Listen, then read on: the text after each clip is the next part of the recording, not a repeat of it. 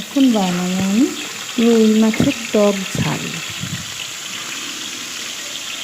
রুই মাছের টক ঝাল বানানোর জন্য আমি রুই মাছগুলো ভালো করে ভেজে নেব।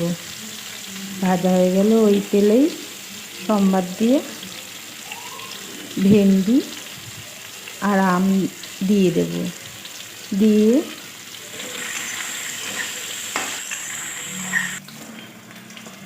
একটু নেড়ে চুড়ে ওর মধ্যে নুন, হলুদ আর একটু গুঁড়ো লঙ্কা দিয়ে ভালো করে নেড়ে জল ঢেলে দেবো।